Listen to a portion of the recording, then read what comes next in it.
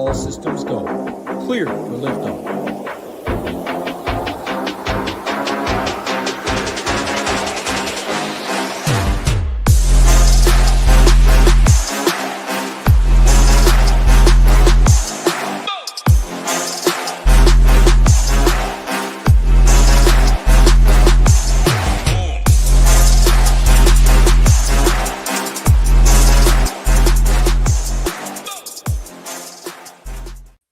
What's up, everyone? Tyler Tamboline here, aka ToeTagginTambo, back for another edition of Leverage Lane here on the Ship It Nation YouTube station. We got the Truist Championship, another signature event. We had one last week with the Cadillac. We've got the PGA Championship and a couple $1 million prizes up top on DraftKings for next week. Blickle's here with me as usual. Him, myself, and Mayo will be out on the weekend recording for the PGA Championship. But first up, we got the Truist. And Alex, I'll bring you back in, man, back after another good week, the Cadillac Championship. Cam Young just runs away with that thing. He's got the confidence now, but confidence, closer, whatever you want that C to stand for, he's got it all. What's going on, my friend? How you doing this week? Doing very well, and this is such a good golf course. It's just such a fun betting golf course too, because the course fit translates as much or more here than it does in almost any other golf course on tour. So Quail Hollow is usually a really fun week, and hopefully it's more the same this year.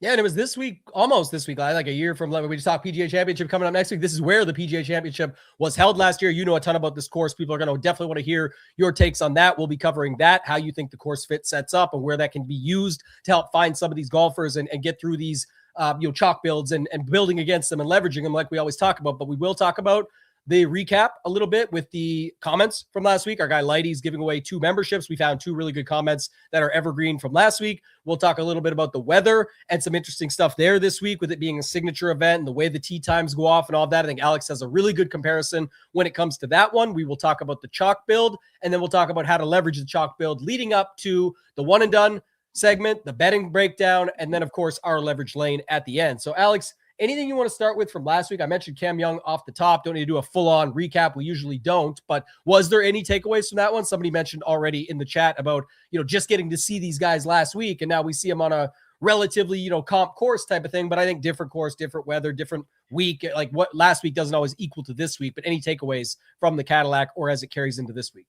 Yeah, I think the main thing to talk about, especially as it relates to course fit and how we're going to compare it a little bit to Quail Hollow, is it wasn't quite what we expected. Doral last week, where especially the first day, there was almost no skill separation from the field in terms of the guys at the top of the leaderboard were not the better players. In fact, there was actually an inverse relationship between skill and leaderboard position after the first round. That did kind of even itself out the rest of the week. By the end of the week, we had something close to what we expected at the beginning of the week from a course fit perspective, where it was a driving heavy golf course, and you did need pretty much everything else, but it wasn't the all around test of golf that at least I was expecting coming into the week. And sometimes that's because something about the course played a specific way and that was unpredictable. And sometimes it's literally just variance where I know after day one of the reasons why there was such a weird skill split was because it just so happened that the best drivers in the field putted like crap and the worst drivers in the field putted really well.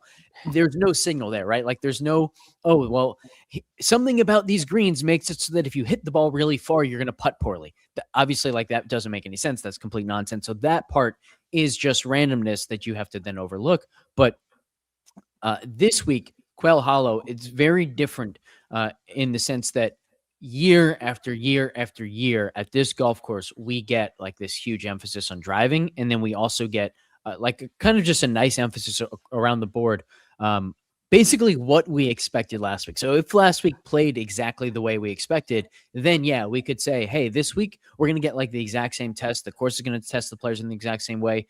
It didn't play out that way last week, so it is a bit different this week. Yeah, I know there was certainly some frustration last week around the scoring, and we wanted to finally see a big test and low scores or high scores, however you want to frame it up. Obviously, we saw lower scores than expected, but you get the terminology and people understand how that works. So that was definitely a factor and a takeaway. But yeah, Cam Young didn't have to do too much on Sunday to close that thing out. When he's putting like that, Mayo and I looked at it yesterday. Somebody mentioned to me as well, the his buddy that he has now on there as his caddy. They're like, oh, he's a great greens reader. And so, yeah, maybe that could be part of it as well. Having someone help him out, get a little bit more confidence that way with just who's on the bag with him and what they're doing for him or helping him with. That's part of it as well. Shout out to Jason, says greatest PGA show out there right now. Definitely make sure to hit that thumbs up. If you're watching on mobile live, just click the X on the chat for a second, click the thumbs up, come back, and then make sure to leave your comments. I mean, that's going to segue right into this, Alex, but we have two winners.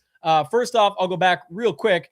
Just a couple weeks ago at the Masters, I came in second to Lighty. So a couple of six-figure screenshots, but our guy Lighty's giving away 2 all-access $100 memberships over to shipitnation.com. And we said we would pick a couple comments. We want you guys to leave your comments every week. You can't do it when you're watching live, but if you're watching this on playback or you wait till the end, leave your comments then on YouTube for us. And it's just for the Evergreen portion. The first 20, 25 minutes, we usually go through this so you guys can have these ideas and then go back and check them out in the future. Or if you say, hey, I know Alex and Tambo talked about this last year at this exact event, I want to remember what they said about that. You'll be able to go back and actually apply some of the theory and conversations there. I know there's some questions in the chat on that we'll bring up shortly, but this was the first one from my guy, Matthew Bannister. And he said, Evergreen question.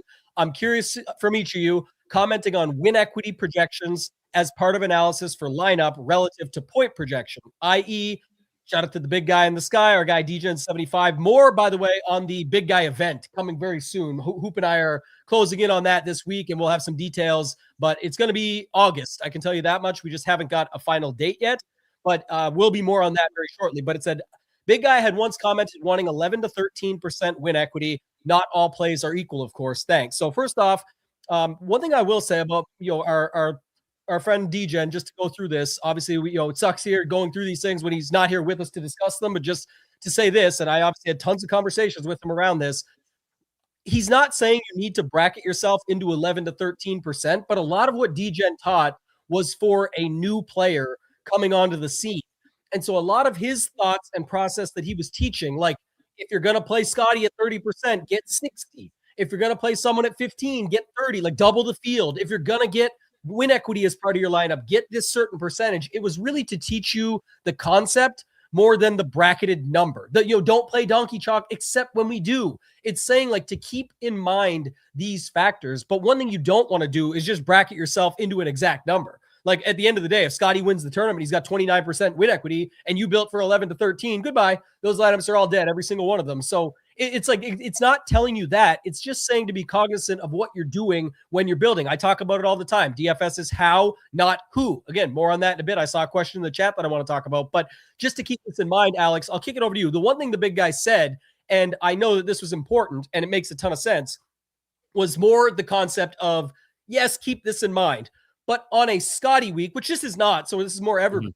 He said, if you got a 29% Scotty, you can't make up the win equity. You're not going to find it. You're not going to find 30% across 6 guys, very likely, that fit together because the next highest win equities are going to be right behind him. So there's no way to really do it. So in that case, he always said, like on a cut week, one way to do it if you're building this way was to look for a lineup that had really good made cut equity, because your goal is, yes, Scotty's got the win equity, but he's got to drag along the exact 5 guys. My joke always of Yahtzee, Scheffler, you got Scheffler, and then you got to get the other 5 dice right of the players. He's saying that with that situation, you can't get to the win equity, so therefore you should try and bring the made cut equity and hope you're going to have a 6 of 6 that then can do things for you over the weekend and even get scenarios where Scotty might win by a stroke, but he doesn't bring enough guys along with him that make those lineups work. What's your thoughts on Matt's question here? And congrats to Matt, the first winner of the month membership. We'll just add it to your account. You can reach out to me direct. Yeah, I really like this question because it gets at so many aspects of lineup construction that we've talked about a lot this season. And so the part that I will kind of elaborate on is just asking the question, what does this win equity do for me? So I really liked the fact that you already kind of separated Scotty lineups versus non-Scotty lineups for me, because there were times last year, especially when Scotty was $1,400 and 45% owned in single entries. And it's like, yeah, you know what? He's got a 30% win equity, but if he wins, I still have to beat 45% of the field. I'm not even guaranteed to cash, or I'm not even, in a great position to cash if he does go and win. So yeah, the number one question that I think you have to ask is, what does this win equity do for me? Whereas, you might only have 3% win equity from a, Hideki Matsuyama or Chris Gotterup or Tommy Fleetwood. But if that guy goes on to win, he's helping you dramatically with your lineup, because that's, those are fantasy points that most of the field is not getting. And so that's the number one question to me. And so I think we've talked about this concept of like a sliding scale of things a lot as well this year. And I think this is another one of those areas where one lineup might have 30% win equity, but most of that win equity is coming from someone who's not really going to be a separator because he's too chalky. And another lineup might only have 11 to 13% win equity, but most of that win equity is coming from guys who can help you really separate from the field. And so that win equity might actually be more valuable. Yeah, and I also will say it's of a secondary note, at least for me. It's not a tiebreaker for me. This is not a category or a column. I think it's interesting to have this column. I think it's good to know these things and think about this as you're going in, but typically that's going to be involved anyway. If you're looking at projection, a lot of this stuff is baked in. So just so you know, I'm also not using it exactly that way, but it was more of a guideline DGen always put out there to say like, hey, if you wanted to have something to go off of, this will probably put you, spoiler alert, when you were going by win equity and sorting it that way, you were able to land on a pretty good projected points lineup, because again, it's baked into that type of stuff as well. And you may have been a little bit off here and there, but I think that's just a good one. And that's a quick way to go through that. Any follow-up questions, you guys can throw them into the chat here now. Second up, congrats to Sticky TP.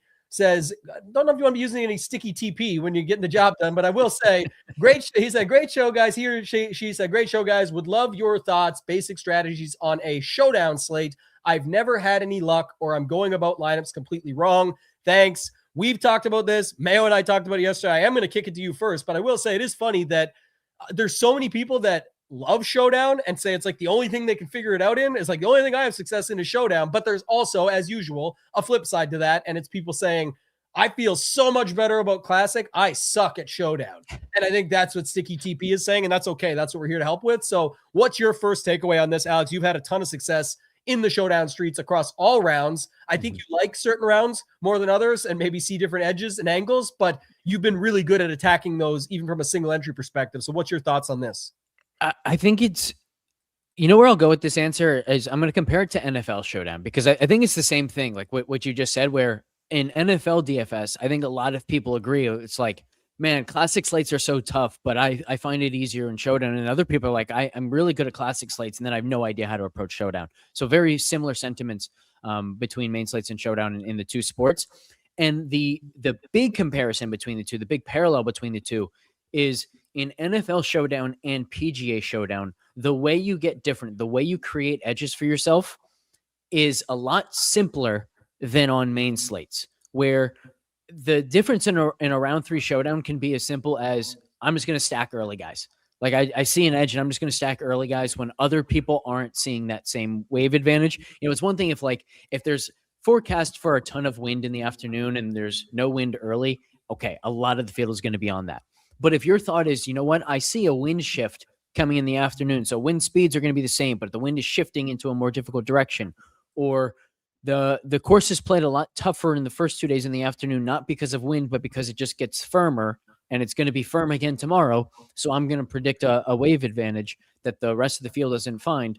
And then that comes to fruition. You're in a massive advantage if you played that, on a Saturday morning stack, something like that. So you get that sort of advantage. Similarly, like in NFL Showdown, sometimes the edge is as simple as, everyone's playing the Ravens. I'm going to flip it and I'm going to stack the Steelers instead. I'm going to have a 5-1 Steelers build. And, now if the Steelers are competitive or they just have more play volume, like that's going to work out really well for me. And so the edges are a lot simpler to find. You can have like these very simple strategies that pay off in a huge way. Whereas in the main slate, like you've got to balance this win equity and all this stuff. And so I think you can really simplify your approach on Showdowns. And then the other thing to realize is when you have 4 rounds of golf, talent is going to rise to the top a lot more often, where by the end of the 4 rounds, chances are the better players are going to end up near the top. The worst players are going to fall. Like maybe they have 2 really good rounds, then they give it all back on Saturday.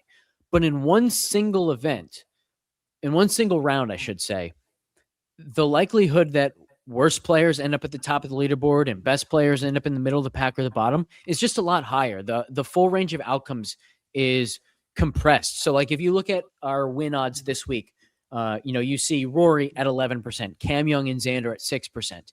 If you look at who's the most likely to shoot the lowest round in any one given round, you're not going to see 11%, 6%, 6%. You're going to see like 5% for Rory, 3% for Cam Young, 3% for Schauffele, things of that nature. So everything just gets compressed. And the nice thing there is it kind of gives you license to be more contrarian. So I think that the two biggest things to keep in mind in Showdown, number one is look for the simple way to get an edge.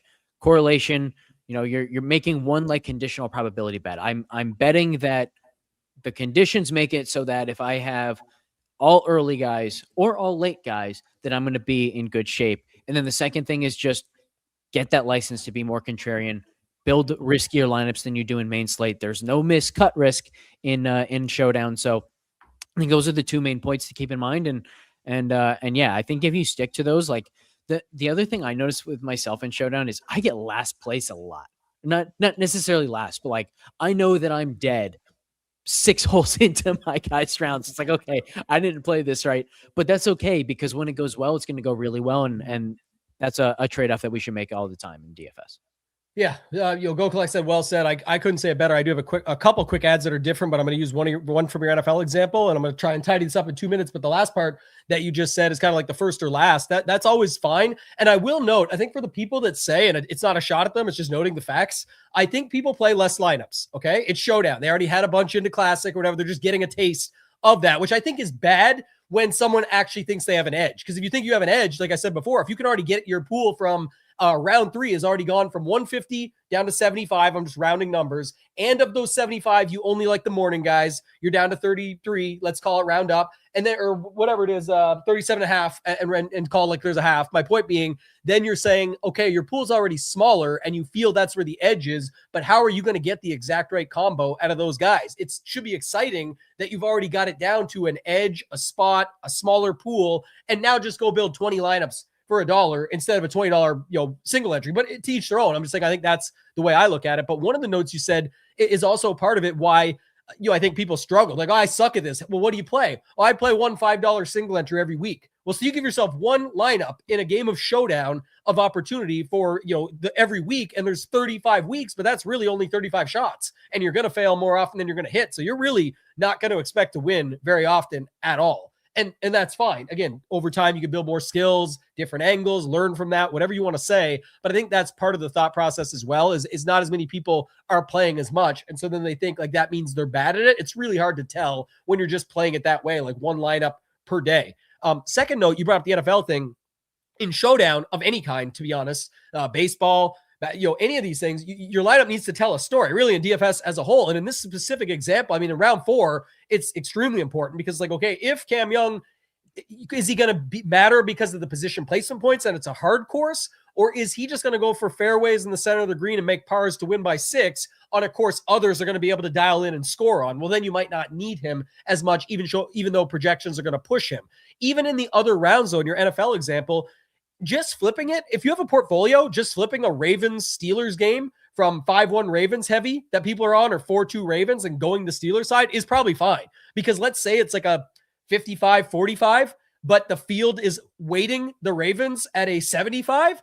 Well, man, you're in good shape. And that's just the numbers. People say, so you're just playing a numbers game. It's not just that, because then there's levels to that. But it's like, is it more like, okay, so then how do you see the Steelers beating the Ravens? How do you see these golfers going? And I'll do a golf example to round it out. But if that's the case, then you build your Steelers lineup accordingly to go against the field, but also in a way that makes sense. So it's like, it still makes sense of what you're getting to on either side. Even if you still have a chalk Raven in there, it's the one that makes the most sense. You could still see it where Derrick Henry just gets the 80 yards and a touchdown and he's the only Raven that's needed. But I see it this way for the Steelers side. Like, that's just an example. In golf, to Alex's point, here's one.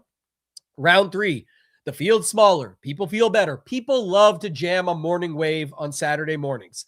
But oftentimes there's no real wave advantage that they're jamming it for. It's just what they feel better about. But sometimes you'll see where it's like much cooler temps on that morning. And it's actually just warms up and there's really no wind all day. And the guys that are playing the best actually play in the afternoon. We've already got data on them. Everyone's jamming the morning guys because they fit so nicely together and they could see this and these approach stats and all this. And then all those lineups go to the pasture and people are like, well, what happened here? I thought that was the advantage. It really wasn't. It was just a falsified advantage that you've created that felt good when you press submit. And that's okay. I understand this, but that's what people say. Like, well, it felt good building it. And then what happened was the people that actually played what the real edge was going the other way and just playing the guys that are playing the best in the better temps with no wins still. They end up having all the winning lineups, and all those people that ran to play those morning lineups like, oh, well, that sucked. You didn't really have a story. You were telling a story for sure, but you didn't really have an edge. You just falsified one to make it feel good when you press submit. That happens a lot, by the way. And I know you're heavy into this stuff in the MLB DFS streets. You can build a 5-2-1 or a 5-3. What people should be doing is a totally different story, not for this pod, but just to note it, you can build a 5-2-1, a 4-4 on FanDuel, anything you want that looks really good. It doesn't mean it's anywhere near a really good lineup for that slate or whatever it might be, but it feels good. So then you start thinking like, that must be the one. I better put it everywhere. I better put more money on it. All these factors, but it might not be even close, right? When you look at some of that stuff, why I think having projections, optimizers, thinking about game theory, what the field is doing, the type of contest you're in, all of that stuff matters a lot. And I think it answers this one too, Alex, really quickly of like, what do the best, just take out PGA. What do the best DFS players do that separate them? It's a mixture of all the stuff I just said. And then if like Alex, you can combine true ball knowledge where you actually might know some stuff of course fit, which we're going to talk about for the Truist here in a moment, or things like that, then yes, that's probably the best of both worlds. If you are, I'll use an example most people in the DFS world know, now retired, we'll say, but petty theft in NBA, you can look at his lineups, should definitely check out his lineups when he played NBA, but you can't replicate that because he's been live on shows explaining that he's doing his own projections with his own rotations with stuff he sees that you don't. So his ball knowledge can't really be translated to you. So while you look at his lineups and say, that's crazy. This man had, I think the famous one was he had 70% Karl Anthony Towns back on the Timberwolves. He was 6% owned and Petty won like first, second, fourth, fifth, seventh, eighth, ninth. He cashed 26 of his 27 lineups in the 888. And it was like for 400K in that tournament he won. And people are like, how did he get there? It didn't matter. You would never have, like, you can't figure it out. What he figured out was not just the Towns thing. That's part of it. But I'm saying that was part of his process that you can't get to. So it's definitely, to me, a lot more about the game theory, the roster construction, the tools that help us get to that, all that stuff. But if you know ball, you can do stuff with that as well. Alex, I'll let you chime in on this part and then we can move on. Yeah, I think this is a great question. And I think the answer is number one, a little bit different for each guy. And I think the second part is for most, it's probably a little bit of everything, right? Like we're all trying to find as many subtle edges as we can find and hope that those subtle edges add up to a large edge, right? Because it's really difficult to find that really, really large edge, like especially nowadays with projections in basically any sport. Like the industry is already at a level of projections where they're quite accurate. You can build something more accurate if you really put the time and effort in, but the gains that you're going to make over the market or the industry's accuracy are small. So where you can make a larger, where you can find a larger edge is by having more accurate ownership, by being better with game theory, by using contest sims in a better way than most people are using them, by using the fact that other people are a little bit more predictable because of the way that they're using contest sims. So you can find ways to leverage that. And then you combine all of these things and those very small edges, very subtle edges add up to a bigger one. And I think that's the strategy that most people are using. Yeah. One thing there, speaking of contest sims, I want to add this from earlier, and then we'll wrap up this segment again. Congrats to Matt Bannister and Sticky TP. Get a hold of me on X or in the Discord if you're with Ship It Nation, whatever. We'll get you set up with the prize. Shout out again to our guy Lighty, who gave those away. We showed the big screenshot off earlier, winning $200K at the Masters. Huge win on that Sunday round 4 showdown. But Jason said, I felt that my exposures, but it's more or less the latter part of this I want to talk about quickly with contest sims blended in. Mm-hmm. Is it better to adjust the projection points or to adjust the exposure percent? Exposure percent will get you to what you want easier, but if you don't adjust the projection points to what you actually see playing out, your contest sim ROI will be a little bit out of line. And you just have to recognize that and know it if you're going to go through the exposure percentage. But if you are doing it properly, you should be adjusting the projections so that it's recognizing that you are actually getting a lineup that projects better with the options you want the exposure to give you more of a true contest sim ROI. So I don't got to belabor that, but just want to note that quickly before moving on. Yeah, I do think there's risk in that strategy though, because when you start going down that path, I think a lot of people end up just tweaking the projections until they see the contest sim ROI that they were hoping for, Yes. and they say, "Oh, yeah, nice. I just built a good lineup." And so, and what I've talked about in the past with contest sims is I like to use them to help answer questions, right? So let's say I want to stack, the early wave or something like that, right? So I want to build, and now I've got 5 guys that I really, really like, but I'm torn on the 6. There's nobody that I actually like in the early wave in that 6th spot. And there's a guy that I really like in the late wave, but is losing the correlation worth getting the player that I think is so much better? Okay. That's a question that I go ask the contest sims. I run those. And now I say, I run it with the guy that makes it a 6-0, and I run it with the guy that makes it a 5-1. And if the sim ROI is really close, then I can kind of take my takeaway can be, okay, this is probably a personal preference thing. If the sim ROI is huge in one way or the other, now I get my answer, right? And so that to me is like the better way to use contest sims. And if you're tweaking projections left and right, now you're kind of forcing it into the answer that you want instead of letting the contest sims actually answer questions for you. Agreed. Yeah, that's a good one to round it out on. Matt just asked about the win equity again. And so since he's here and he won, congrats to you, Matt. I know you hit me up overnight in the Discord already, so just send me a message. I'll get you set up. But he said, what level do we put into this? Obviously, over at Ship It Nation, like with the Stone, this was a D-Gen legacy piece. Speaking of him earlier, we always have that on there. But look, like I said, spoiler alert, look at these win equity percentages and look at these projections. They're all lining up. Now, if you want the cheat sheet and the tool and be able to go through and you can favorite your golfers and get to your player pool, you can sort this stuff and compare it. It's got everything on the one sheet. And then you're able to sort of put the Stone up on one screen, you're optimize the other and build. You can get that over at Ship It Nation. Before we get to the next segment, $49 right now to get in for all access for the month. That is less than we charge for just PGA content only. So if you want that, go to shipitnation.com. But just to round out the segment on what Matt was talking about, do you use this at all? Or like, I guess a better way to put it is just on a secondary note, because he asked about the owner. I use the second part way more, but do you use the top 20 odds, the top 10 odds? Are you using any of that stuff, or you got it already baked in? Yeah, I mean, so the GPP scores do all of this on their own. What we have over at FTN Fantasy, where the GPP scores are essentially saying how likely is this guy to get a top 5 finish or top 10 finish compared to his ownership, and just using those numbers to determine whether he's under-owned or over-owned.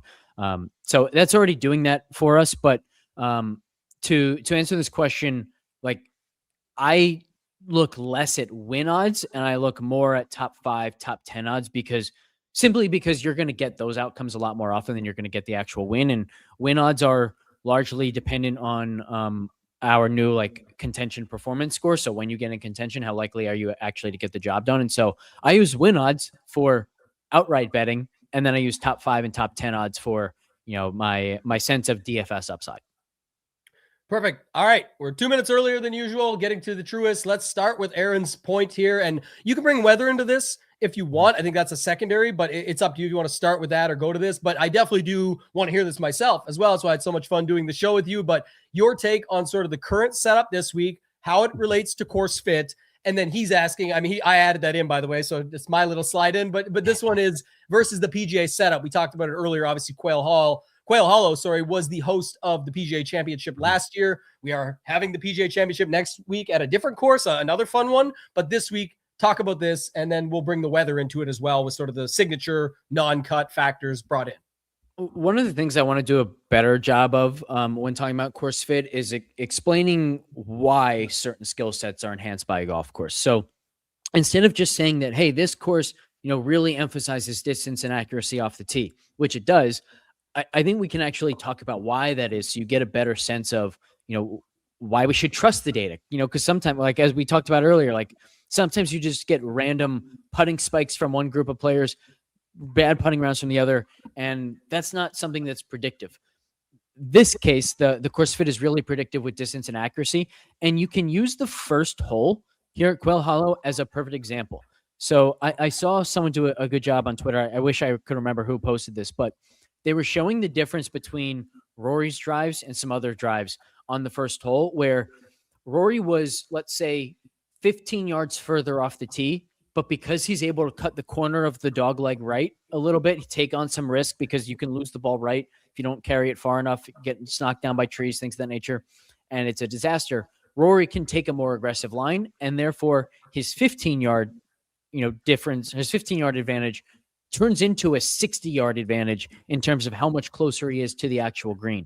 So you get that type of huge boost to driving here, and notice that that's both a distance and an accuracy advantage. If you are simply a bomber, you can't take advantage the same way that someone like Rory can, because number one, if you don't have the accuracy, you can't take on the same level of risk because suddenly a bad shot turns into a catastrophe. And number two, if you can't accurately cut the corner, now you're not getting the directional advantage that increases the distance advantage. So you have that sort of thing. You also have some high leverage shots, high leverage par fives, where the extra distance just makes it that much more likely that you're in a really good scoring position.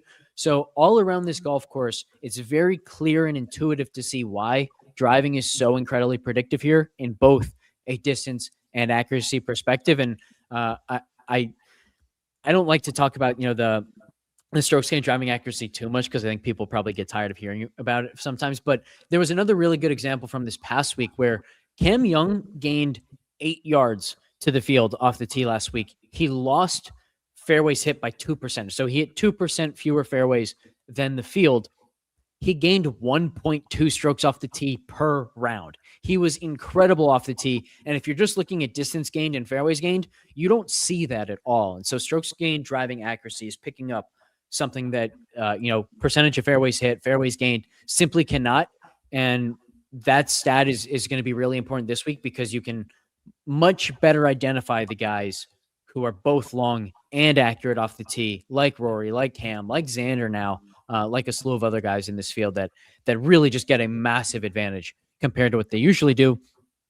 But then the other really cool thing about this golf course is you get boosted predictive value for approach play, around the green play, and putting here as well. Now, putting is the really interesting one that I want to talk about, because not just it's not just that we have this PGA Championship effect from last year, but they also did a renovation to the course after the 2023 season. So the last two events were with renovated greens, redone greens that kind of made it a little bit more playable, where they could add more pin locations, things of that nature.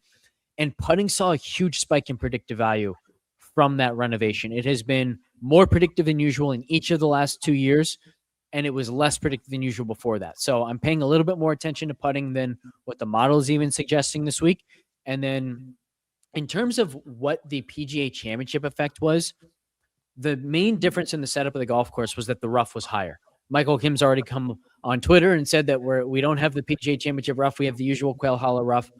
The main effect of that was just that everything became a little bit less predictive. There was a little bit more randomness, because you add in, the randomness of, okay, well, what happens if you end up in the rough? Whereas, as I kind of just talked about, like, it's not so much about whether you hit the fairway. It's whether you're driving it into the right spots, whether you're missing the deep bunker and putting yourself in on the correct side in the rough, harmless, where you still have a good shot at the green, things of that nature. So I expect, coming back to the non-PGA Championship setup, that we're going to see the boosted predictive value kind of across the board everywhere. And so this, once again, I think is just going to be a course that really, really separates highly skilled players from lower skilled players. And most of that is coming from driving skill. Yeah, I can't say it better than that. That's why I love getting you to go through it. But I think that explains a ton and will help a lot when we get to sort of leveraging the chalk build and ways that you can do it. Obviously, the chalk build is going to feature a lot of that conversation, but I think that's important. I did know before the show, we talked a little bit offline just about the weather. And I do want to talk about that, because so it's coming up a lot. It was brought up earlier, like with rain coming in and all these different things. So weather for this week, and then related to the field and the no cut and the tee times and all that stuff. We talked a little bit about that. I'll let you go through it again, then I'll chime in anything that I can on top. But I think that's best for you to go through as well. Yeah, the first part I'll say here is, like, it's a shame that we're about to get a ton of rain. It's going to rain tonight into the morning, and then probably a little bit more Thursday evening. So the golf course is going to soften up quite a bit, but it's at least starting from a very firm point where Michael Kim, like he used firm in all caps to talk about the golf course right now. So it's a bummer that we don't get to see those conditions. I really wish, as I think you all know by now, I wish we saw firm conditions significantly more often than we do on the PGA Tour. It's just like, it's by far the best way to test these players. I think we're going to see some breezy conditions on the weekend, but for the first 2 days, I don't see a ton.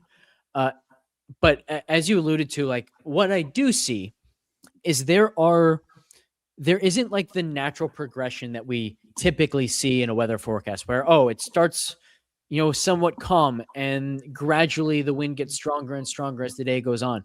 We kind of have these pockets where, okay, the wind is going to spike for an hour, maybe as, there's a storm an hour away that's not going to hit the course or something like that. And so we're going to get instances where it's raining really hard and it's difficult for 20 minutes, and then it's going to lighten up again. And so it's very reminiscent of the way that I approach Open Championship weather, like wave stacking, where I'm not separating from an early and late standpoint. I'm looking literally for just pockets of tee times. I'm going to have all 6 guys from, these 4 groups or something. And that's probably something I'll do more in Showdown than on main slate. On main slate, I probably won't think too much of weather this week, but maybe it's just because I'm so excited to get to major championship season again and eventually the Open Championship. But that's what I think of when I look at this weather forecast for the week, is like, okay, there's at least a chance that if you go all in on a pocket, that you're going to get like the best scoring conditions for all of those guys. And it's going to be, maybe a full stroke harder for everybody outside of that pocket. And you just kind of strike gold with that this week. Again, more likely to come to fruition in Showdown than on main slate, but still worth a shot. We got twosomes as well here. So a little bit of back and forth action. I know you've been following along with that stuff. What would you say then for this week? Like just the way it shapes up when somebody sees, like you mentioned, the rain that's coming in, a little bit colder temps on Thursday morning with a little bit of rain, then it kind of opens up in the afternoon. It gets warmer. There's not much wind currently on Friday. It looks like just a little bit of wind gusts in the very early morning. Are you thinking something that would more be involved like midday to late day on Thursday that would kind of be anywhere after 11 a.m. and beyond on Friday, as long as it kind of fit within that sort of window? You'd feel, if not saying you're going for that, but if you were looking at it from just that perspective, that's kind of how you think about the pockets versus early, late, early, the way the field is so small, etc.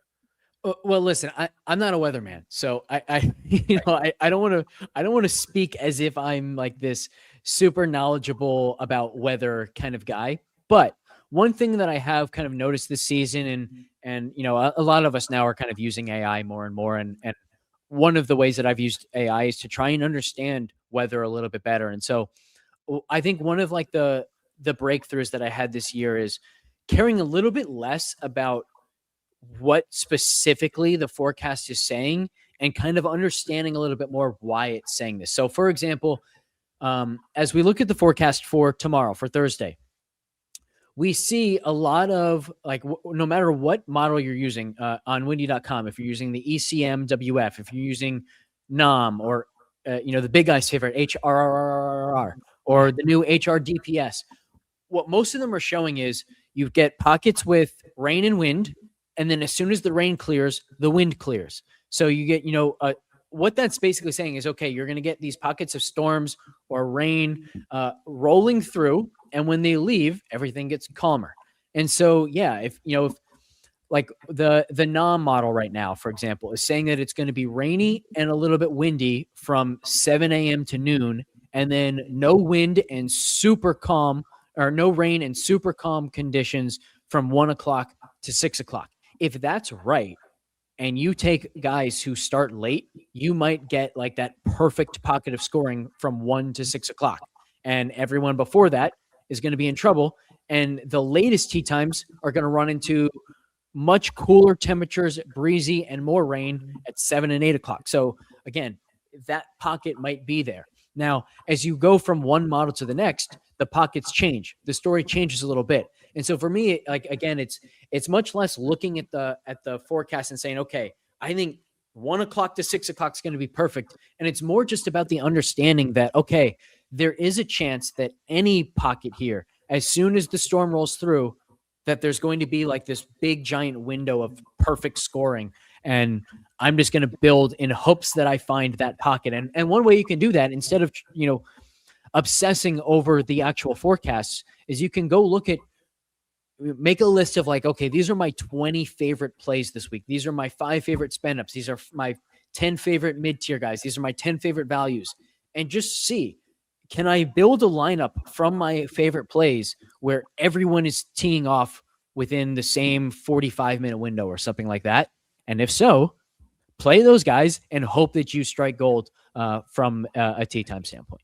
Yeah, I love that. And it's also the same reason why like something like this from our guy Aaron, who's always a super active here, is like horrible disagree on the latter part of this, because like just forcing 210, I've won so much money and tickets and everything. I've talked about this a bunch, playing 6 guys in a pocket, for example, or a certain wave advantage or whatever. They're all 12%. I don't have any guys under 10% at all. And you're like, oh, you don't have any separation. My separation is exactly what you just talked about. I got 6 guys that are all popular in a pocket that should maybe be popular, but people aren't talking about this. And it doesn't include all these other popular people that everyone's on. I don't even have any of the top 8 owned guys, but I didn't force 2 guys under 10%. And so obviously product ownership, important, bigger tournaments, larger fields, etc. But like I said, I've won big field tournaments, 555s, things like that, where it's like you have 6 guys, they're all 10 to 15% owned. You just didn't play all the top guys, and you played from a different angle or perspective than others were using. I can't remember if this was on the show last week or if it was in my Discord last week, but I remember having this exact conversation very recently, where separation is this sliding scale of low ownership and how much you can actually separate from like a scoring standpoint. And so when you talk about like that pocket being a separator, the reason is because when you have like that much correlation in your favor, there's a chance that you separate just so much from a scoring perspective that you leave everybody else in the dust. And the only lineups that can possibly compete with you are the lineups that have 3 guys the exact same, 4 guys the exact same, or the people who took the exact same strategy as you. And that's just going to be such a low proportion of the field. So even if all of your guys are 15 to 20%, the vast majority of lineups that are using those guys are also using 2, 3, 4 guys outside of that pocket. And so if that pocket really does have the advantage that you're hoping for, you're going to separate from those lineups anyway.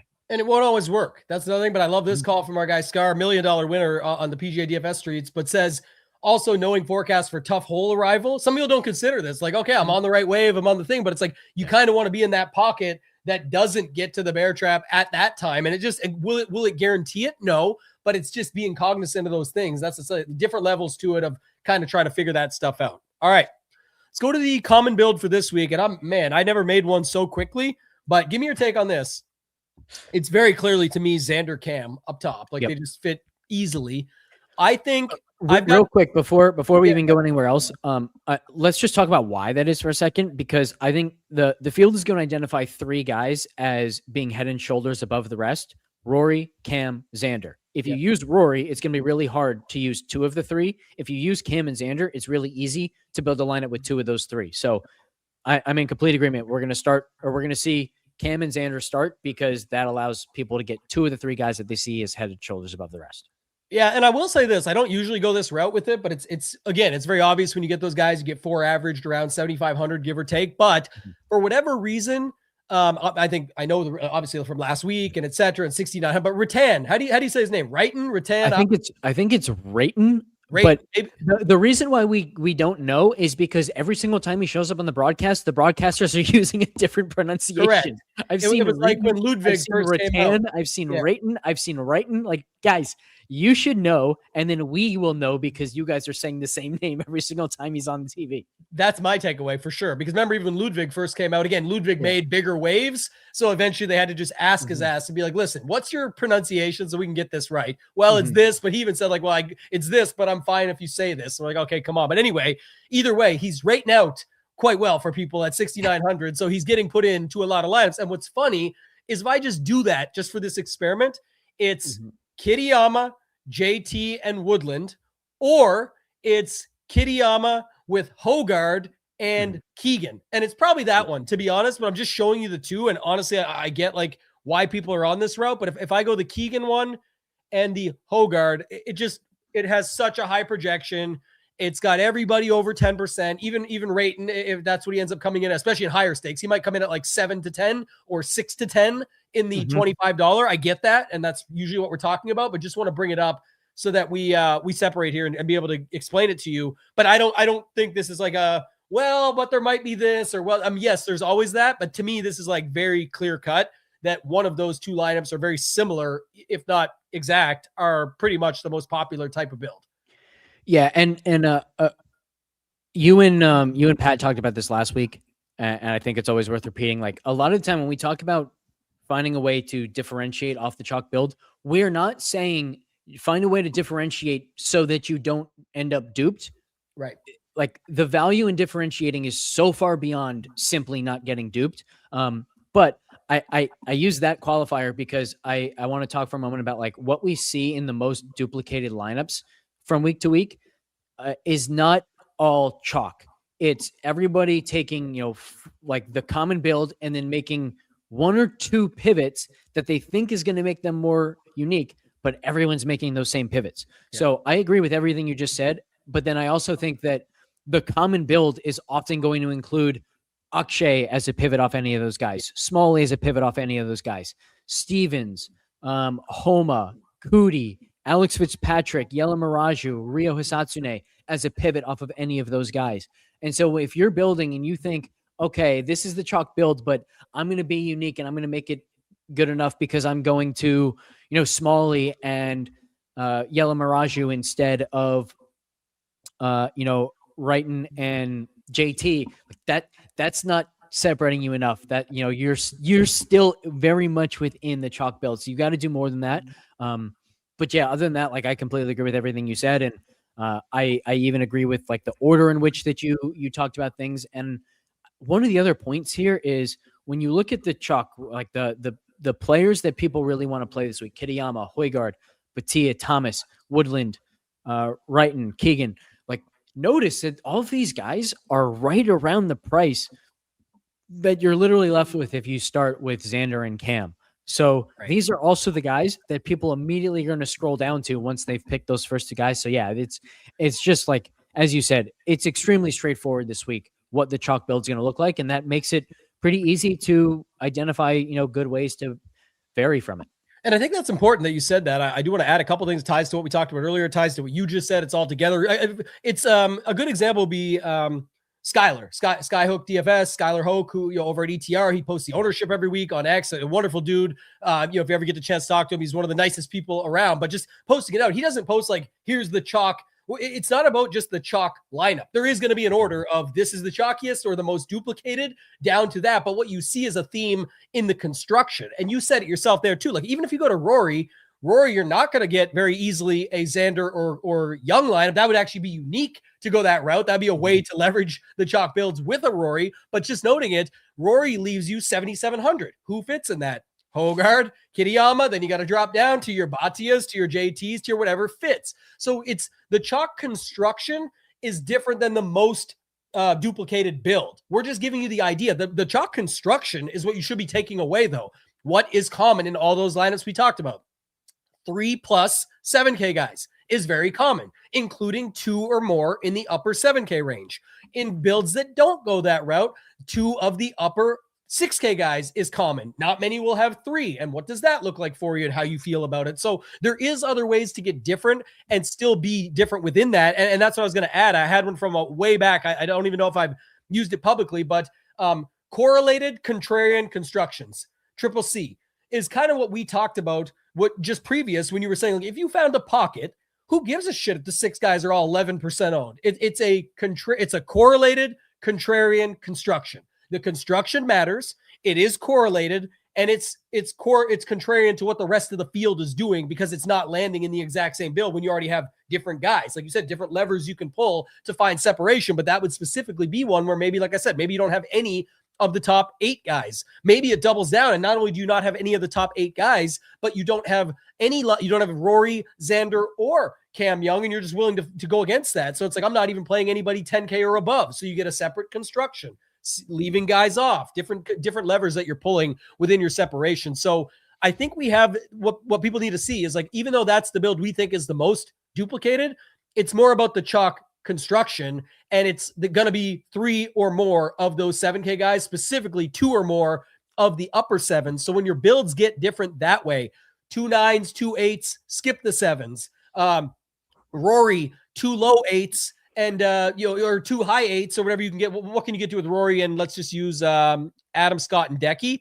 Well, now you're in a low 6 with low 7s. You're not in the same construction. You're not in the same ranges. So things like that are where you can still find really good options that people are talking about that are going to get 7 to 10% owned. They're just not getting full on chalk because they don't fit all of those constructions. To Alex's point, they don't all fit those. Therefore, they only can get 7 to 12 as opposed to 12 plus. And that's where you can start to put things together differently. And it's not just make sure this play is under 5, make sure this play is under 10. Now I've got the magic formula. That's just unfortunately not how this works. It may be the end result in many cases, but that's why we talk about it from that perspective. So with that said, I think the Rory version is basically the same. It's Rory with the 5 of those guys in the upper 7s. What are some ways to leverage the chalk build that you're looking at this week, just from some of this conversation we've had already? Yeah, I think the easiest is to build a lineup that avoids like the 7K range, just point blank period. And I think that's kind of naturally going to take you off of the top 3 guys. So you can almost view it that way as well. Like one way is to just avoid Rory, Cam, Xander. Most lineups are going to have at least one of those guys. So if you started like, let's say, Oberg, Siwoo, Bobby Mack, or any 3 guys in that range, like that's number one going to be very different. But I think it's better classified as just avoiding the 7K range, because I mean, how many names did we list off earlier when we were talking about the chalk build from this range?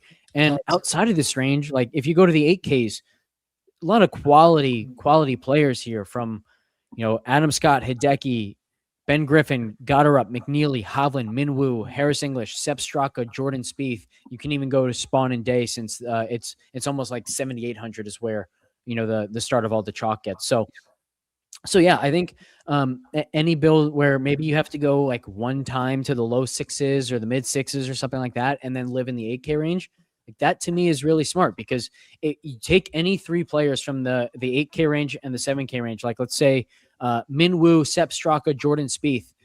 Are those guys less likely to succeed and do really well this week than Kitayama, Nikolai Højgaard, and Justin Thomas? Absolutely not. But ownership is going to tell that story, and it's just not the case. So yes, they're more expensive. Yes, therefore they are supposed to be more likely to succeed. But ownership's not telling that story. Ownership is saying that that extra like $300 per player that you save is like the obvious decision, and I just don't think that it is. Yeah, I think another thing that's important to remember is to think about a couple different concepts before you go in. Like I was talking about this, like say, look at what you're doing and then build out. If you say to yourself, look, I don't care what Alex says, I don't care what Tambo says, which by the way, you should do that. Like just, we're here to help, but you don't need to listen to our picks. That's not what we're doing here. We're talking about the game and the concepts and the how. And I think like, if you're like, I don't care what anybody says, one of Rory, Xander, or Cam Young is going in my lineup because they're going to be needed. That's bottom line facts. Great. Well, then you got to know that that's your build. And like, you don't have to start there because that forces you to pick one before you need to. You could, so you can get the idea of the build when you're building it down or looking at your builds. But I'm saying like from a single entry perspective, we're talking about here, it's like the concept of that is like, okay, now what can I do to get different? Who do I like? What would that look like? Et cetera, et cetera. But I don't like Mayo walked into this one yesterday. I didn't even mean to, but we built a bunch of lineups, Alex, where he was like, look, I like my guy, Michael Kim. And it doesn't matter the play. It's more the concept. And I like Pendrith. Well, when you bottom up build, it's like you now have an average of 9.3K and you've got 2 points. You've got 2 guys in there in the 6s. That doesn't even matter. They're both probably lower than 5%, but even if they got steam, it's just already a different construction. So you could say, I'm one of those guys that needs somebody up top, and I don't care what anyone says. I'm going to keep riding the Cam Young train. All right. Now you have 9K left. There's like no world you need to go into the 7s now, but it's because you decided that you still got best of both worlds. But if you don't love that, you said this a ton. Here's another backwards build. You say to yourself, you know what? I know that Day seems like a Kitayama pivot, but Day is going to be my last guy into my lineup. And now I like Spawn, I like Spieth, and I like, I don't know, even Chalk Min Woo. It doesn't even matter at that point. You now have 9K remaining. If you decide that the birthday boy, Ben Griffin, is your guy, and you want to play him and that lands you on can't lay, then you can play it. And it's just saying who's going to come through that's going to beat those guys at the top. But it's a completely different construction. But if you say, I don't see that being the way, you can look at this. I'm just doing an example of how somebody might do this. But I'll tell you what, though, I think, this guy, I think Matt Fitzpatrick is being disrespected here. He's done better. What has Xander done lately that Matt Fitzpatrick hasn't? And he's cheaper than him and way lower owned. So I'm not going to play Cam Young, and I'm not going to play Rory, and I'm not going to play Xander, but it's because I'm going to play the guy that's 1, 2 plus 3 with a team event times in the past, 4 events or whatever. So, now that leaves me 8K. It's a little bit, let's say Minwoo is Straka, and it leaves you Harris English money. My point being, you now have a 9K with 3 8Ks and 2 upper 7s, and you're not just pivoting off of whatever and whatever down there. You have your last guy in as day or spawn, however you want to look at it, at 79, but you have already validated also that Fitzpatrick is your dude up top, and then make whatever works in between. Honestly, if you said in this lineup, I still like Cam Young, I'm going to keep riding that train, and I don't like Harris English, he doesn't fit this at all, I just want to play Hogard. No matter what anybody says, it's not really that bad. You're leaving $200 on the table. Hogard is your last guy in. He's the third guy in to those Cam Xander lineups we talked about earlier. So in most Cam Young lineups, he is the third guy or fourth if you want to pair him with Kitayama in. In this case, he is your last guy in. And while you still have Cam Young with him, not many others will have Straka, Spieth, Spawn, and Day. And I'm not saying to play this. I'm just giving an example again of like how to do it without being completely stupid. It's like mixing all the thoughts that we put together here. Do you have anything else on that or any other styles of builds that you would see that you'd want to discuss or ways you could attack it this week? No, I think you said that well. I really like the idea of like making Day the cheapest guy that you use in the lineup. That was something I did at the Masters. It worked really well. And I think it sets up to do that sort of thing again, where like you build your entire lineup in the 8K range. Like I think that's super, super viable this week. We mentioned earlier, like building in pockets. So I know people like when we give specific names. Well, how about this one?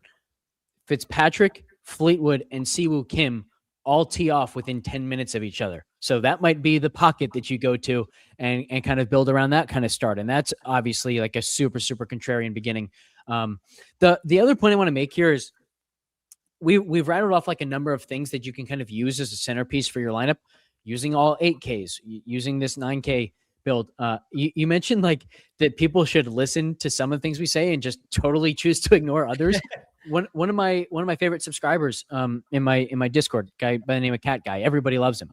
He's an incredibly sharp DFS player, and he had a takedown just like a month ago in a round 4 showdown where I can't remember what event it was. It might have been the Heritage, where I noticed, hey, there's a north wind coming for the first time this week on Sunday. It's not coming until mid-afternoon, so there's advantage to going like to really early players and just stacking there. And so my actual write-up was like, I want a mix of super early guys and guys in contention.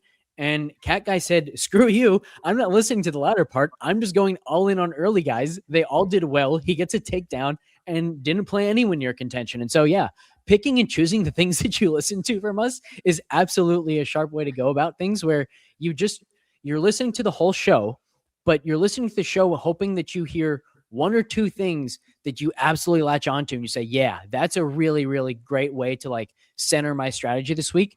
And I'm just going to ignore everything else that these knuckleheads say. That's a perfectly viable way to go. And it's led to a lot of success from people. I agree 100%. Make sure to tag us on X when that happens for you, because good or bad or the ugly, we love it. It's like, hey, I didn't listen to you and this happened, or hey, I listened to this part and it turned into this lineup that ended up winning. Because I know Pat and I have had a ton of weeks over the years where someone's like, you two were battling about whether to play this guy or this guy. And I was like, well, shit, maybe I'll just play them both. And they end up doing well. Yes. And they're like, here's my 20 grand I won this week. And I'm like, man, congrats. How did I not end up on that? It's like all of the stuff we talked about. And then the argument we were having over a pivot or something, it's like actually the answer was just to play both. And they figured it out and rattled that off and built out a 20K winning lineup for like $100 in and 20K out. And you're like, oh man, that's amazing. So we would love to see stuff like that. But I do just think, you're prior to your other point there of like Fitzpatrick, Fleetwood, and Kim, man, you're not telling me there can't be a leaderboard on Sunday that features those 3. And then that still fits you. Like, a mid-range 7K guy and a couple 6K guys. Yeah. How many people are playing a 3-9K guy, a couple 6K guys, and still not having that upper 7K range with all the chalk? Almost nobody, right? And it's a no-cut event. Like, these guys could all come through. One guy down there at 6,800 that actually is in the same time slot as those guys. Funny enough, I mentioned this yesterday. Somebody else talked about it today, but Alex Fitzpatrick. Remember the guy that just got dragged to the finish line by his brother, but then whipped everyone's ass last week? It's like, oh yeah, he's actually really good. Remember when he won the Indian Open that had some of these superstars in it, and he goes on to win that event on his own? It's like they still had to put up 30 or 31 under or whatever it was for him and Matt to win. It's like, yeah, you can say what you want about getting a full card and how that system works, and anyone could bring anyone to the team event and let them ride their coattails if they get in. Sure. But it's their brothers. It was like to be fully expected. And then on top of it, they're both playing the best golf of their life right now, probably. It's like, sure, that kind of makes sense and it adds up. And that's what happens. You get yourself a ticket to the big show just in a different way than he was probably on pace to do so anyway. So for me, I'm fine with that. But I think that's kind of interesting when you look at that stuff. Anything else you want to talk about from the perspective of leveraging the chalk build, whether it's for this field, future fields, no cuts, anything else you want to mention here that you're thinking about it? No, I think we covered it all. I did like the Pat Mayo build that you kind of mentioned, where he almost picked his favorite 6K guy, where I think that's a smart way to approach this week, where it's not that you go pick your favorite 6K guy. It's like the very first question that you might want to ask yourself is, do I have conviction on any 6K guy? And you run through them. And if you don't, okay, then I'm going to land on a balanced build so that I avoid the 7K range. And if you do, now okay, this is my key piece. This is how I'm skipping the 7K range, because instead of going 7K, I've got this 6K guy and then an 8K guy. So yeah, I think that's a fun way to kind of start your analysis this week is how do I feel about all of the players in the 6K range? Is there anyone that I can sell myself on as being a smart play? Yeah, agreed. And especially for people that are playing less lineups, right? Or a single entry, like you talk about all the time. It's kind of like, that's got to be, if you really have a 6K guy that you're fired up about, you are going to take that 6K guy and look at dozens of opportunities. Like, what does this actually create for me? And then what does it fit with everything else that I like? That's going to help you. And I'm speaking for you. It may not be true, but I'm saying in this example, it makes sense of like, I have this. Now, what does that mean for me? Because that one play doesn't really do anything. It's what does it do for me? And then you're saying, okay, well, it does build out like these 10 different variations that I'm comfortable with. But to be honest, what I'm seeing this week, the way the slate's coming to me, it only really fits these two builds. And you know what I decided is this one is still landing in that range like this. This one goes completely, I get like so many levels to it that I feel best about this. That's having a real process, whether it works or doesn't. Or you say your classic one, I talked about it again yesterday and gave you props for it, is that you say, look, man, these three all fit it. I'm not messing around here. Why would I force myself to miss out? I can easily just play a 3 max like a single entry and run all these builds. So I'm going to do that. And that's my variation. So I love it, man. Always good chatting through this stuff with you. I liked Piano. What is it? Piano Man DM said, you knuckleheads are always are telling us to actually have a strategy worth the price of admission. We appreciate it. I know a lot of the feedback during the NFL season when we first created this show was like, why is this free? It just is. Like, this is what we do. We have a ton of stuff. If you like our free stuff, I guarantee you'll love the stuff we do behind our paywalls, if you will, of going over to Ship It Nation, FTN. And of course, if you're not in Alex's Discord, I think you're really missing out. There's a ton of cool stuff going on there. I'm way more of a lurker. It's his zone. It's his stuff. But I mean, I'll chat with Cat Guy. I'll chat with the Todd Father and whoever as I do around there a little bit. But by the way, I think the Todd Father's in Myrtle Beach this week playing. So if you want to get some Myrtle action, Myrtle Classic or whatever it is, you can get into that one. But I think if you're not in Alex's Discord, you're missing out. It's definitely a spot to be. What's the best way to get in there right now? Do you still have any promos or anything you left on since the Masters?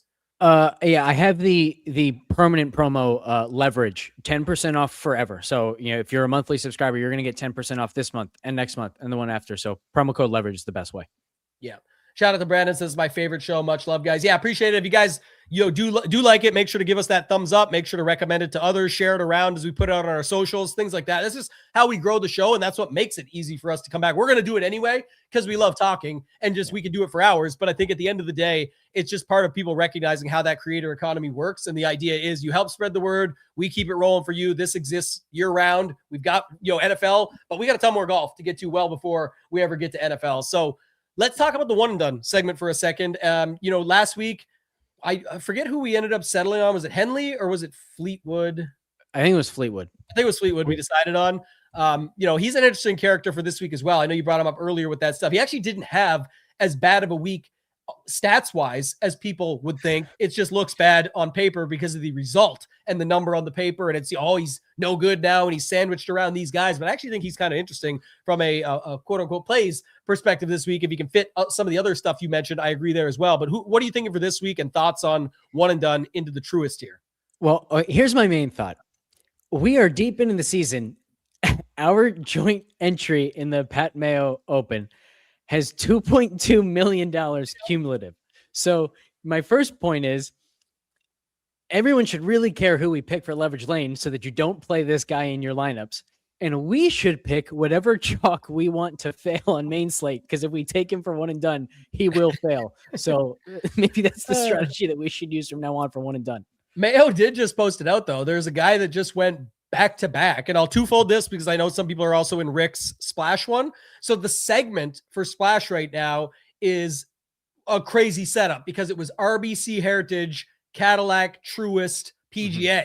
So it was like, I did this. It didn't work out, by the way, but it was like I played Cantlay and Scotty back to back because Cantlay got a pretty good result in Scotty. But what I didn't see, and now I'm kind of dead to this, my plan was to play like the four guys, like get like Cam Young, get Rory, get Scotty, and try and win a segment or win some money. But because we had Fitz and Cam Young win back-to-back weeks, there is a dozen or more people that got back-to-back winners. Like, I think there's actually 20 plus. So that matters for the segment stuff, but just noting it is now like of the thought process of like what we're doing.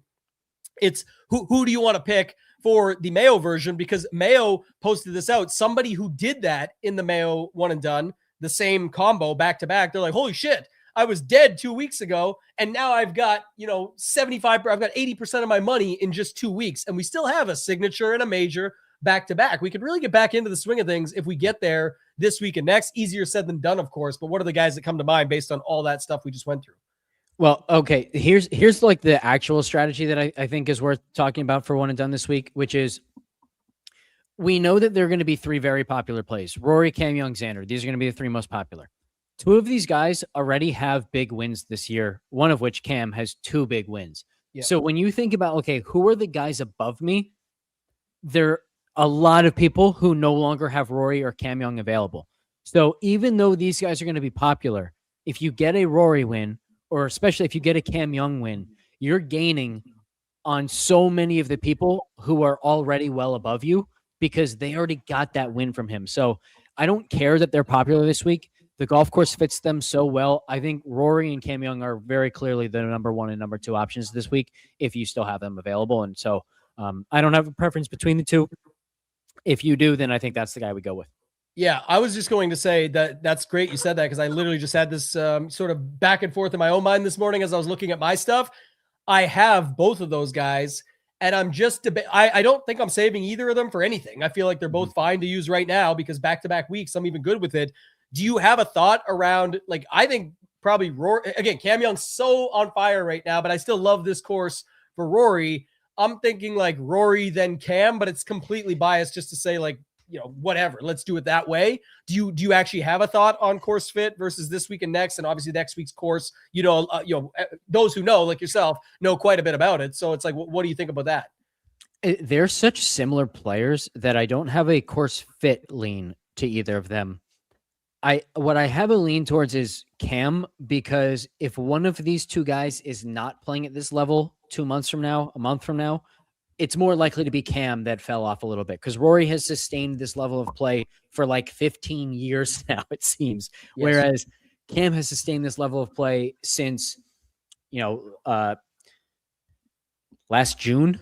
Yep. So if one of these guys is likely, or if one of these guys isn't playing quite as well a month from now, it's just more likely to be Cam. So I'd rather play him while his putter's this hot, while the approach play is the best it's ever been in his career. And either of those things could really fall off within the next month. And I'm confident that Rory's still going to be Rory at that point. All right. Then you solved it. I was just looking at what I did, but I was gonna say that also answers our question. And I'm sure we'll get to it in our lanes. I'll actually start the lane because it would be a segue for me. But I would play Cam because that's the chalk in DFS that I don't know what you're doing, but we'll see how that goes. It's not like I'm full fading the guy, but my leverage lane will come up in a bit, and it's going to be something around that. So just noting it, let's take Cam in one and done. Love it. And I think this week you had some bets. I don't know if you want to give them both. I know you tagged them up in the Discord. I tailed when you're saying it like that and the way you phrased it of like, unfortunately, or like basically sad to say, but this is what I'm doing. I just had to laugh and I was like, okay, I got to do this too then. But I do kind of have a thought about this guy this week. I'm not sure if you want to give it out, but there's definitely one that I was like, oh man, this could be the time. I like it here. Yeah. Let me go find the exact wording that I used. It was good. I'm deeply ashamed about the second one, but 2 outrights this week. And the one that I'm ashamed about is Jordan Spieth, 75-1, Bet365 with the 1/5 each way for 3 spots. And the argument's really straightforward. So actually, you know what? You want me to share my screen on this one? Because I think this is kind of a cool visual for people. Yeah. So yeah, share screen, and Jordan Spieth stats. Okay. Can you see this? Yep, got it. All right. So the thing that I like about him is when you take a look at the total strokes gained, you don't see any huge spikes, right? Like the best we've seen from him is plus 2.5 at the Masters. Plus 2.5 strokes gained per round is not going to win any golf tournament, especially an elevated event. But this isn't the full picture of volatility. Volatility is made up of the volatility of the individual skill sets. And if you look at each skill set, we've seen massive putting spikes at the Heritage, the Genesis, at Pebble. We've seen the around the green play as good as it's ever been at the Masters, at the Players. We've seen the approach spikes, the Masters, the Valspar, the Players, and we've seen some really strong off the tee play as well.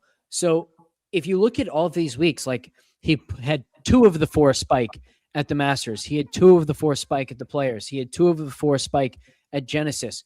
If he gets a week where 3 of the 4 spike, let alone all 4, he's going to be in contention. We just haven't seen that combination. Part of that might be mental with Spieth, that maybe when the putter's on, he psychs himself out and the ball striking goes, or maybe when the ball striking's on, he psychs himself out and can't make the putts that he needs to get in contention. There is a possibility that there's a mental block, and it certainly looks that way at times, which is why I feel ashamed to make this bet. But man, from just like a pure data standpoint and the historic talent, and also he actually has a good contention performance score. He just hasn't gotten himself into contention enough lately. Like, it's all there for him to actually spike and win. And the market is still treating him like a guy who doesn't have the upside, even though like this is some really, really high quality golf that he's been playing since February.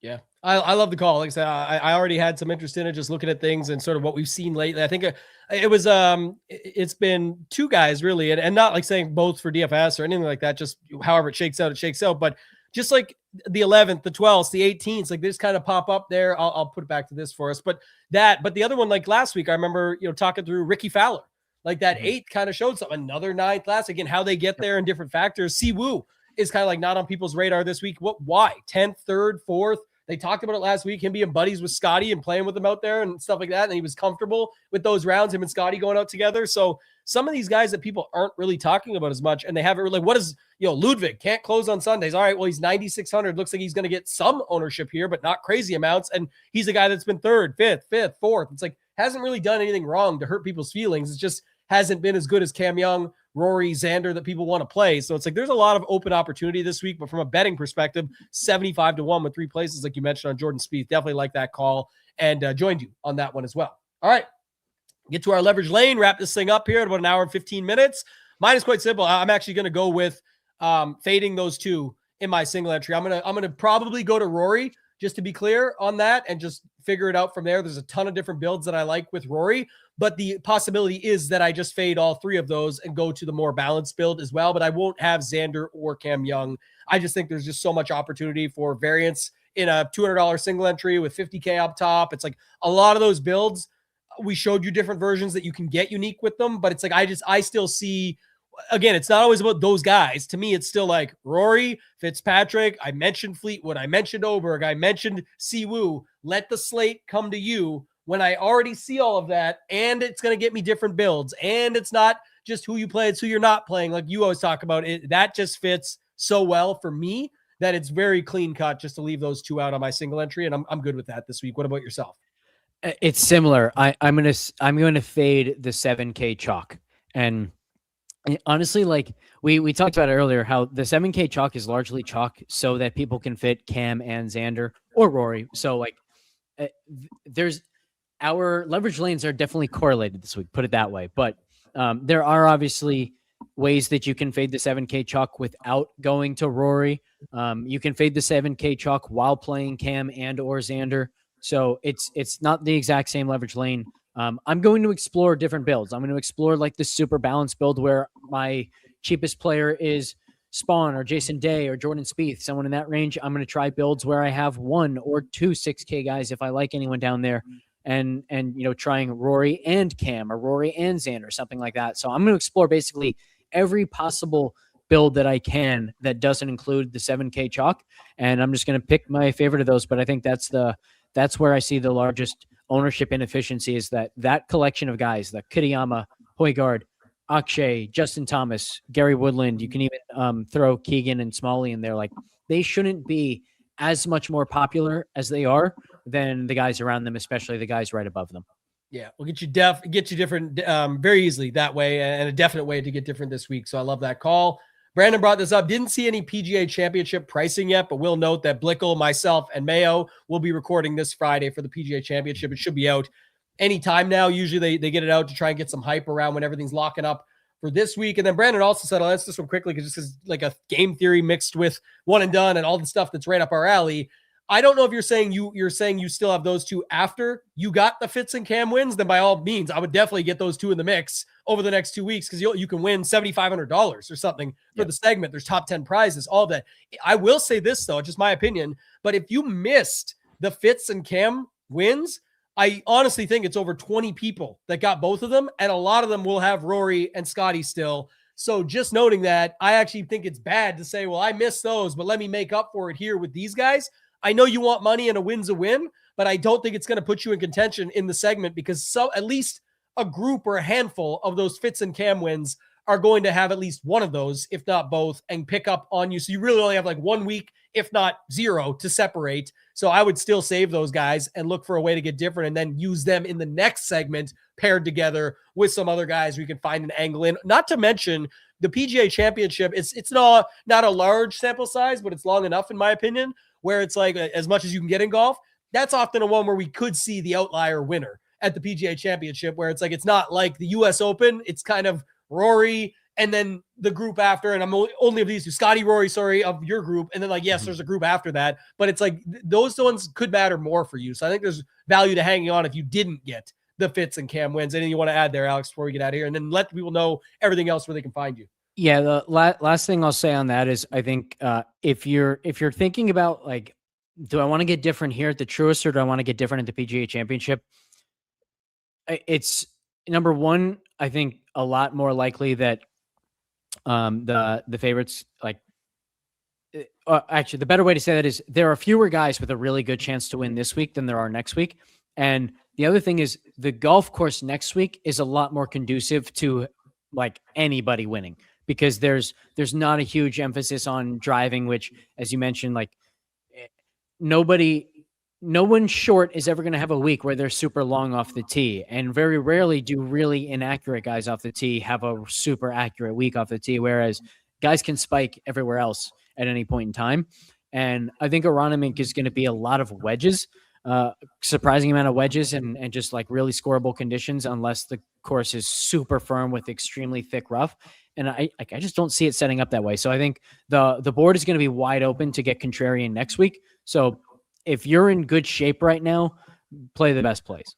Yeah, I think so as well. I agree. And he did follow up, said, I hit both, have both. I definitely think then go Rory this week and then let it play from there. You don't even have to make the Scotty decision yet. Just make the Rory one first, move on, because you're already in that handful that has it. You're tied for first for 7,500 right now. But even if it's 7 of you this week that have Rory left that are able to use them and he wins, you still get to make that decision. And then you also can have a look at those 6 other teams and see what you have that they don't, who you like, how you want to play. You can really, choose your own adventure at that point, just hoping to get something right at the PGA Championship. So good for you. Congrats to you on being in that position so far, but job's not finished. Kobe back in the day, RIP to Kobe, but that's the one, job's not done, job's not finished. You got to keep it rolling. So Alex, let the people know where they can find you, and then we'll get out of here, man. Awesome show. Good to get back to this one with you and go through it all. Yeah, this was a really fun one. Reminder, you can find all FTN stuff and my Discord through my Twitter at Alex Blickle1 and use promo code LEVERAGE for 10% off forever from my Discord.